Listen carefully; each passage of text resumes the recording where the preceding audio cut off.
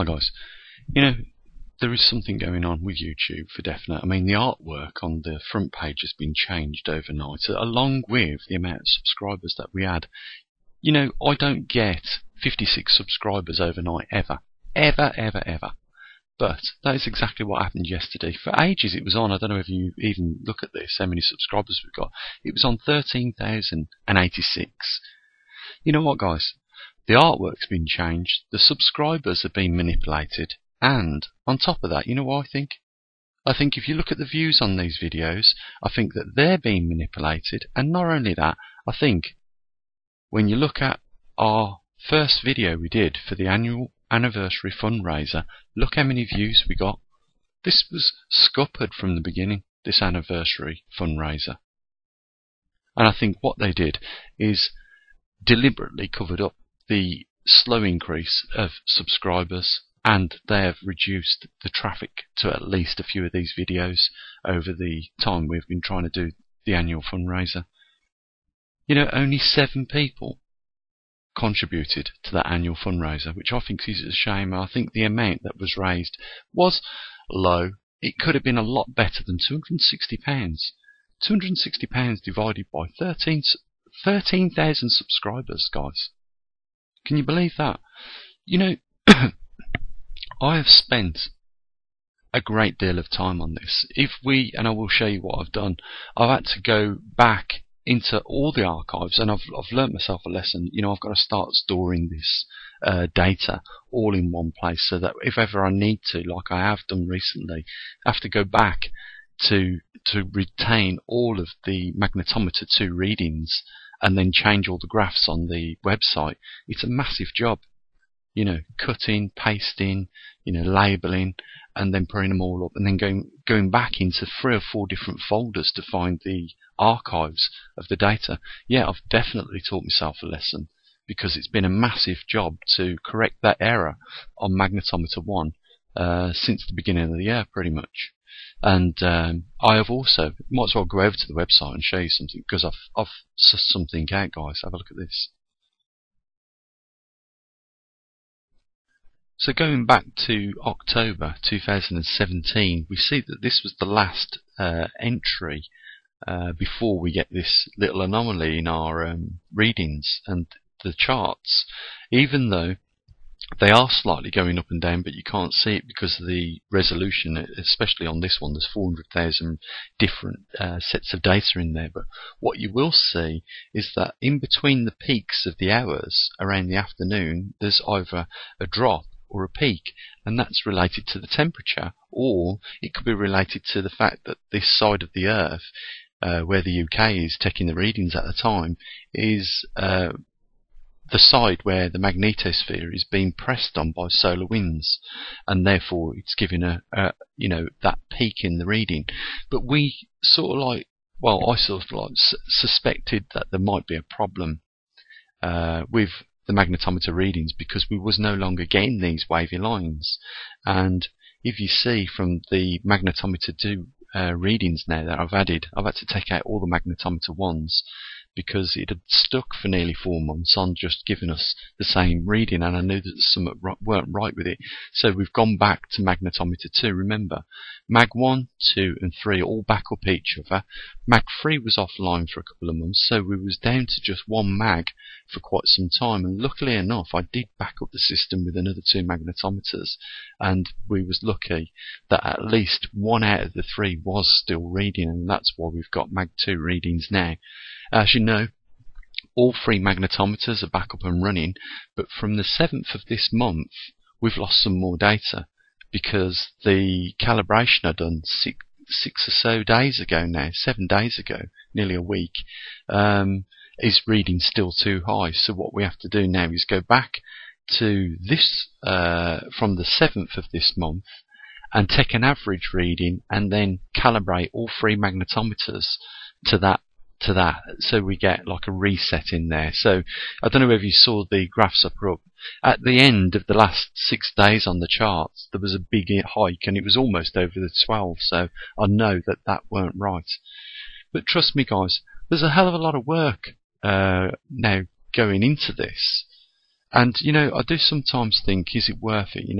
The support is small, and it could be better. I mean, what we've got here is a platform that nobody else has got. We track the magnetic North Pole every 3 seconds.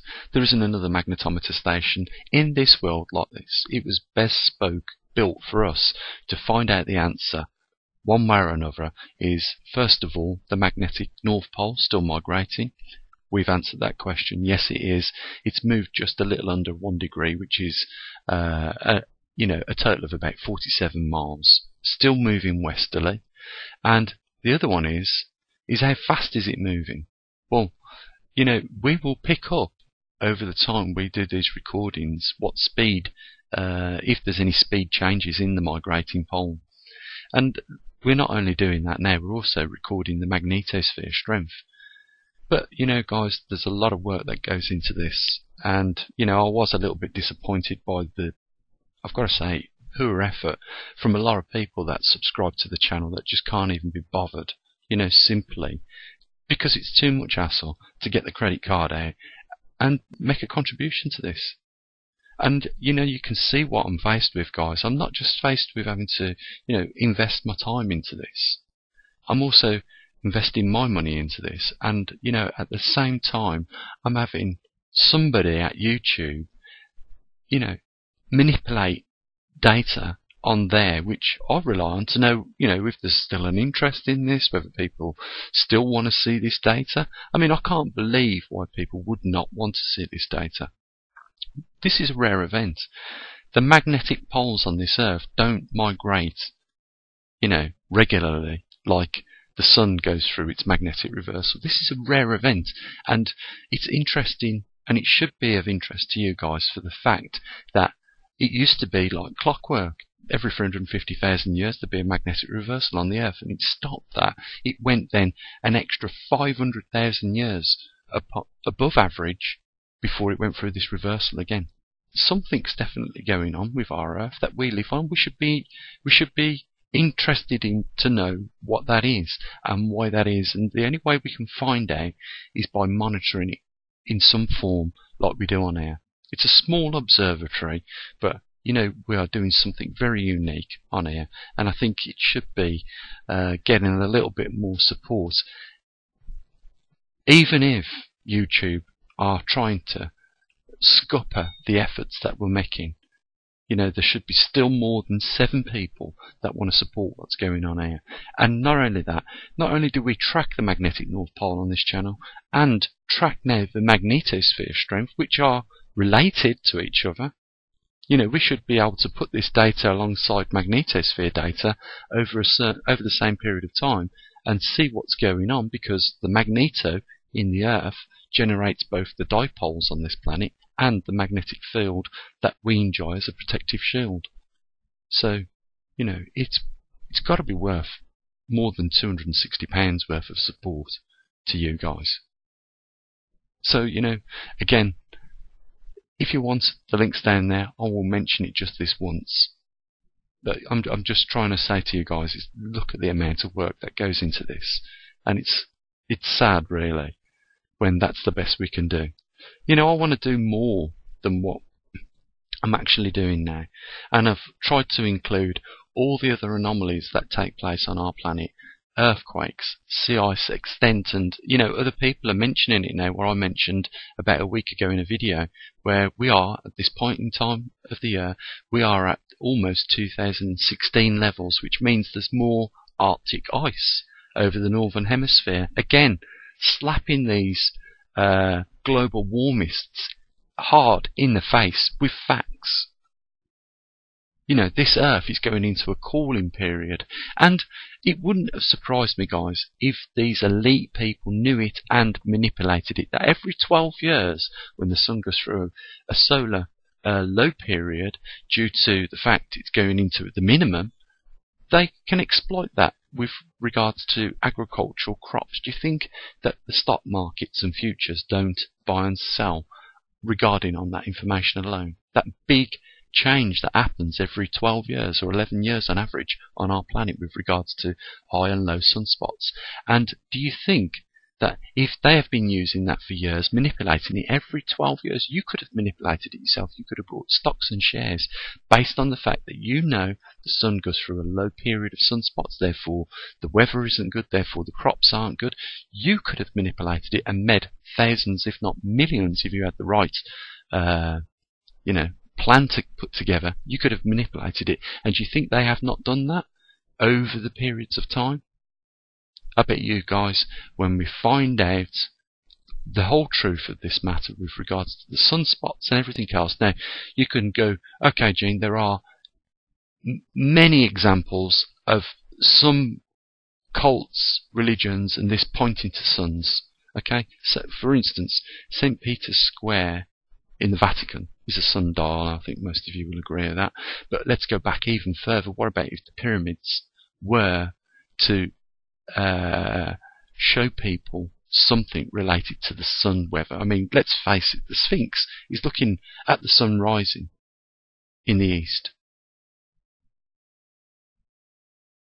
Sorry, setting in the east. Is the Sphinx looking in the east or the west? I know it's one of the two. But the point is this, guys. You know, if we look at the Mayan calendar, 13 back ton. What is it? They measured cycles. There was all these religions was massively centered around agricultural cycles.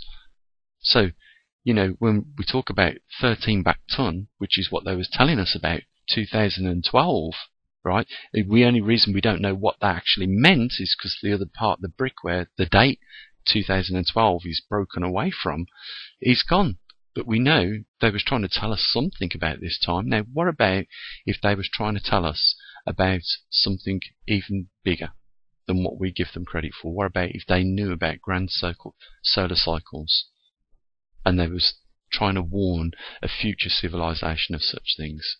I'll only just mention this as well. 1 back ton is 144,000 days of the Mayan calendar, and that number, 140,000, is mentioned in the times of tribulations in the King James Bible. You know, is that just synchronicity? I don't know. But anyhow, guys, I'm going to leave the video here. Like I say, a lot of work went into it. It looks like YouTube tried to hinder the annual anniversary fundraiser for this work that we do on this channel, and, you know, as well as cover up quite blatantly, you know, the amounts of subscribers. Maybe they unsubscribed a certain amount of people that I knew would probably participate in the fundraiser. I don't know. But all of a sudden, 56 new subscribers in less than 24 hours. Guys, I know we never gain that many subscribers. For some reason, I was looking at subscribers. We usually gain 2 or 3 every day. And then all of a sudden, the subscribing numbers was going down, and it's all part about demoralising the efforts of the people that are trying to put out, you know, truth about what's going on in our world, and not manipulate it. You know, there is a war on information taking place now, and it looks like GCHQ has extended it to YouTube.